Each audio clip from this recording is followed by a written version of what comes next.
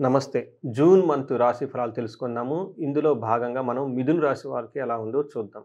So, మిథున రాశి గనుక మీరు గమనించుకుంటే ఆల్మోస్ట్ ఈళ్ళకి 75% ఈ మంత్ అంతా చాలా బాగుందని చెప్పుకోవాలి. ఒకే ఒక్క విషయంలో కేర్‌ఫుల్‌గా ఉండాలి. అది జాబ్ విషయంలో.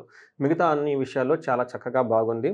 మనం ఫస్ట్ మిథున రాశిలో ఉన్న నక్షత్రాలు గనుక చూసుకుంటే ఈళ్ళకి మృగశిర 3, 4 పాదాలు, ఆరుద్ర 1, 2, 3, 4 పాదాలు, పునర్వసు 1, 2, 3 పాదాలంతా మనకి మిథున రాశిలో ఉంటాయి. పేరు బలం గనక మనం చూసుకుంటే ఇందులో క, కి, కు, ఖం, జ్ఞ, చ, కే, కో, హ అన్న పేర్లంతా మనకి ఇందులోనే ఉంటాయి. మన గ్రహ స్థితిని గనక మనం గమనించుకుంటే మిథున రాశి వాళ్ళకి సూర్యుని యొక్క సంచారం మిథున రాశిలోను, సొంత రాశిలోనే ఉంది. బుధుని సంచారం అగైన్ మిథున రాశిలోను, శుక్రుని సంచారం మీన రాశిలో 10వ ఇంట్లోను, కుజుని యొక్క సంచారం సింహ రాశిలో 2వ ఇంట్లో ఉన్నారు. ఈ యొక్క గ్రహ స్థితిని బట్టి గనక మనం చూసుకుంటే సూక్ష్మ గోచారం, లఘు గోచారం అన్న ఒక కాన్సెప్ట్ ద్వారా బ్రీఫ్‌గా, సింపుల్‌గా వీళ్ళకి ఎలా ఉండబోతుంది గనక తెలుసుకుంటే, ఫస్ట్ వీళ్ళకి స్థాన నాశనం అంటే చేంజ్ ఆఫ్ ప్లేస్. వాళ్ళకి వర్క్ ప్లేస్‌లో కొంచెం బాగా ఇబ్బందులొచ్చి జాబ్ విషయంలో జాబ్ చాలామందికి కోల్పోయే అవకాశం కూడా ఎక్కువగా ఉంటుంది. వాళ్ళ ఉన్న జాబ్‌లో అగౌరవం పొందడం దగ్గర నుంచి, డీప్రమోషన్ దగ్గర నుంచి, లేదంటే ఇన్‌సిగ్నిఫికెంట్‌గా ఉన్న దగ్గర నుంచి ఆల్మోస్ట్ కొంతమంది జాబ్ కూడా కోల్పోయే అవకాశం ఎక్కువగా ఉంటుంది. కానీ ధనలాభం చాలా బాగుంటుంది.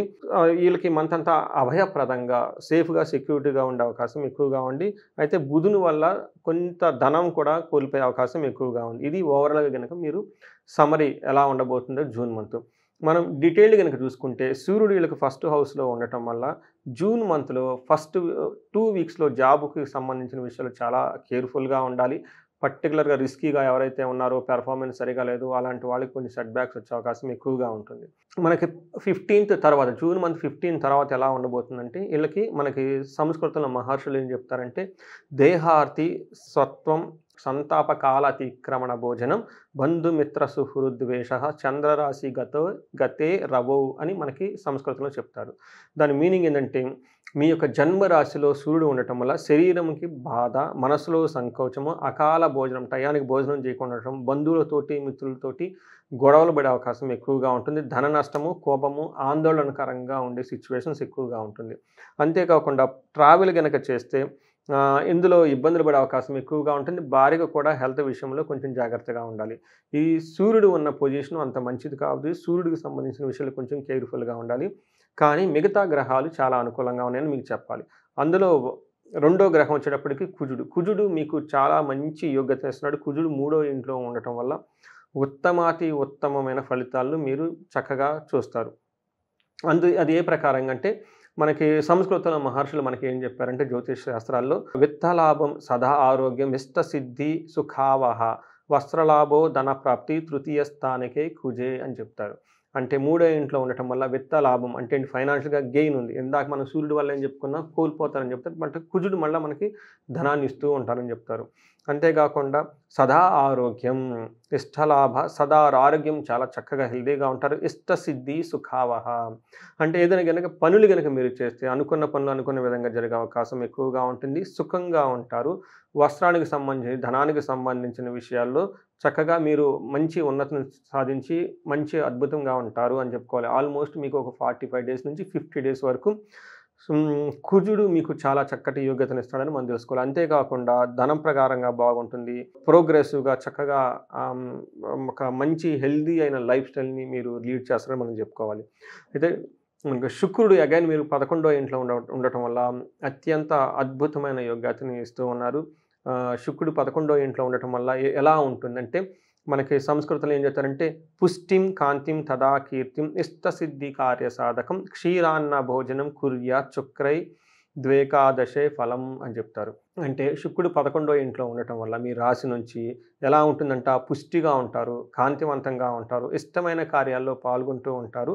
అర్ధలాభము క్షీరాన్న భోజనం జయము కలుగుతూ ఉందని చెప్తుంటారు. అంటే మనకి ఇందాక కుజుడు చక్కగా యోగ్యతనిస్తున్నాడు. శుక్రుడు కూడా చాలా చక్కటి యోగ్యతనిస్తున్నారు.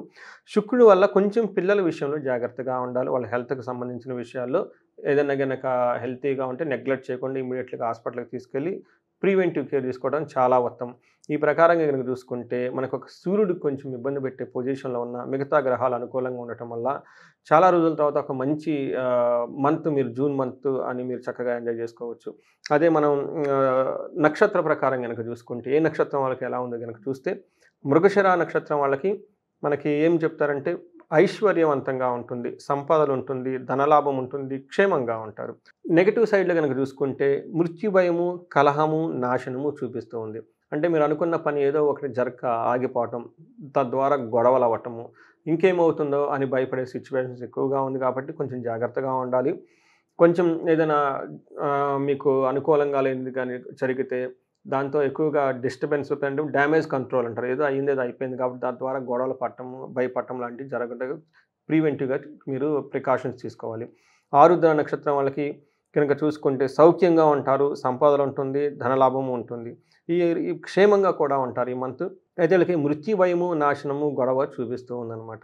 పునర్వసు నక్షత్రానికి ఇది మంత్ అంతా చాలా లాభప్రదంగా ఉంటుంది. సౌఖ్యంగా ఉంటారు, సంపదలుంటారు, క్షేమంగా ఉంటారు, వస్త్రలాభం గూడా చక్కగా చూపిస్తూ ఉంది. వీళ్ళకి ఛాలెంజెస్ వచ్చేటప్పటికి మృత్యు భయము, కలహము. ఈ 2 విషయాలు చాలా జాగ్రత్తగా ఉండాలి. మీకు గొడవలయ్యే అవకాశం ఎక్కువగా ఉంటుంది.